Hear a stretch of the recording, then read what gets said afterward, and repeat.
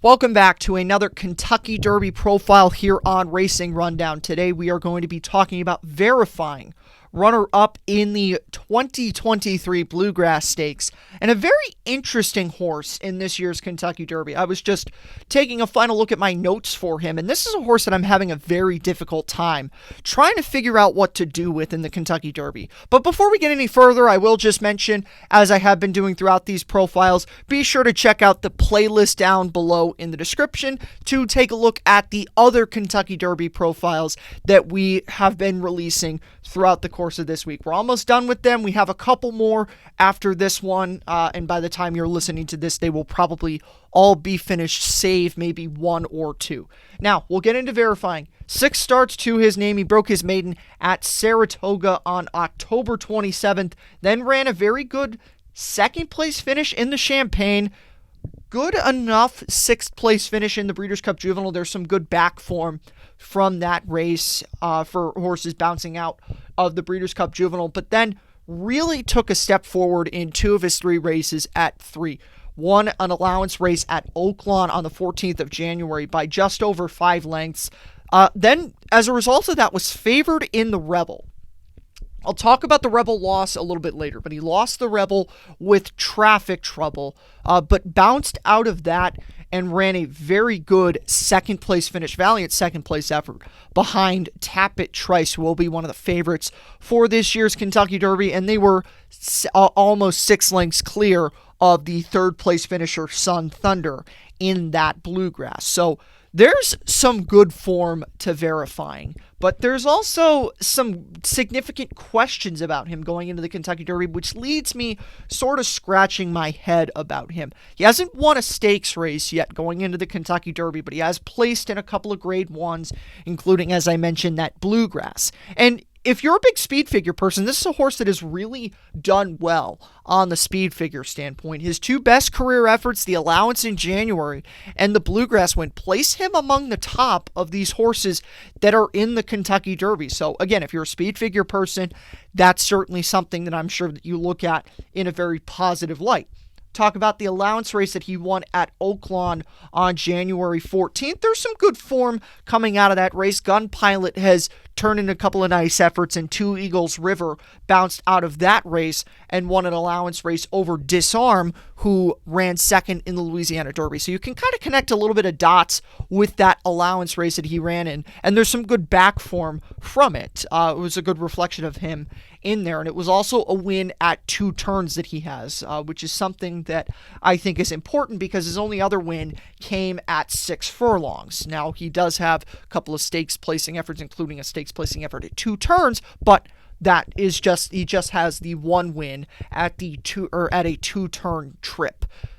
So we'll get into some of the pros and the cons for him right now. And this is a horse that wants to make the early running of a race. And the good thing for him is right now, the way the Kentucky Derby is shaping up, there's not a whole lot of early pace that is at least projected to sign on. It's right now him, maybe Jace's Road, and then if we go by last race, Jeremy Sotogake, the UAE Derby winner, Japan's best representative, but I'm kind of skeptical that he's going to be the horse that's going to be making the running in this year's Kentucky Derby. So it is quite possible that Verifying could find himself, if not alone, with only one other horse accompanying him. And Tyler Gaffleone is a rider who rides Churchill Downs very well. So if he can go out there, kind of set his own pace and slow things down as they're going up the backside, maybe get him a nice 48, high 48s, half mile, maybe even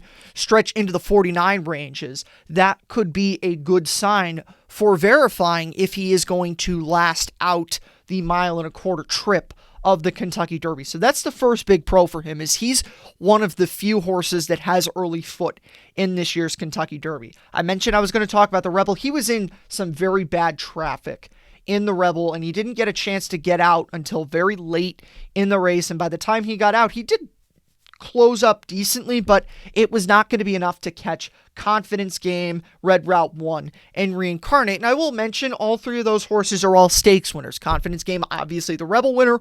Red Route 1 won the Bathhouse Row last weekend at Oaklawn, and then Reincarnate won the Sham out at California at Santa Anita. So some good back form from the Rebel, and the traffic issues certainly were a factor as to why you see some regression from the allowance race into the Rebel. And that was actually why I picked, if you're not a regular Racing Rundown listener, both myself and Eric picked Verifying in the Bluegrass, and we thought that he was going to get a very good trip in there, and he did. He was just ultimately second best in that spot. But that was just a reflection on the effort there, that he ran a step back from his allowance win and then turns in a grade 1 placing effort. And then, as I already said earlier, his figures place him towards the top of this crop. So if you're someone who really likes your speed figures, and you like your speed figures and you're also a trip handicapper, this is a horse that could make a lot of sense to you because, as I said, there's not going to be any Georgia barbecues this year. If you were here last year,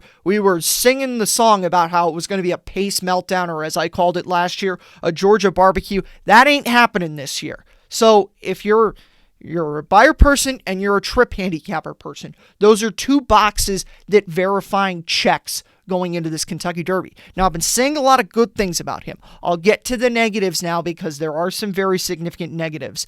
I'm going to talk about the Bluegrass a little bit more because it kind of brings in the last two. So I'll put forward the best career effort Cayman Allowance Company first because he doesn't have a stakes win yet. And that's not to say that horses can't win the Kentucky Derby without a stakes win. Rich Strike won the Kentucky Derby with his only win coming in a maiden claiming effort, but certainly a red flag that Verifying has not won at the stakes level. So that's one negative that I have for him. But the big issues that I have for him is I don't think that this is a horse that wants to go this 1.25 mile trip. A couple of his best career efforts have come either around one turn, which is what the Champagne was at Aqueduct, or in a short 2-turn mile, which is what the allowance race at Oaklawn that I've been talking about and saying some good things about. That was a short 2-turn mile. Does not have a win at 1 16 miles, does not have a win at 1 1/8 miles. And I'll talk about the Bluegrass now. He tripped out mega in the Bluegrass. Now, he wasn't setting his own pace, but the fractions 23-1, 48 flat, 112-2, those were fairly friendly to a front-running horse. And he dug in through the first half of the stretch of the Bluegrass, but eventually Tapit Trice was able to put him away. Now, maybe you say, okay, well, that's a reflection on how good of a racehorse Tapit Trice is, but that was going 1.1 miles, and Verifying lasted maybe, let's say, about to the 16th pole before he sort of started to pack it in. And it took Tapit Trice a while to get by Verifying, so I think Verifying was finished maybe a little bit before the 16th pole, and it just took longer because of the way that Tapit Trice is as a horse for Tapit Trice to finish the job. But Verifying is a horse that I question whether or not he wants to go this trip off of the effort that he turned in the Bluegrass, and then the fact that two of his other best efforts, I should say, come at a mile, one of those being a 1-turn mile, the other one being the short 2-turn mile at Oaklawn. We go back to the Breeders' Cup Juvenile, also didn't turn in a great effort there while going 2 turns, 1 16 miles. So again, this is a horse that I'm a little bit suspect that he wants to get the trip. But if you're someone who's a big buyer person, or you think that he's going to get to run even slower than the Bluegrass, or that he just builds off the Bluegrass and he'll just be able to last the extra furlong of the Kentucky Derby based on something that you can find in the Bluegrass to kind of, I guess, excuse him for packing it in towards the last 1/8 of a mile, or I'm sorry, the last 16th of a mile of the Bluegrass, then go for it because he's got positives outside of that. Again, he might trip out throughout the first mile of this Kentucky Derby, and if you're a figure person, as I've been saying throughout this video, the figures are very good for him. So with that being said, that's going to be it for this profile. We will see you next time on Racing Rundown, and be sure to check out our other Kentucky Derby profiles that we have been producing across this week. Have a good one.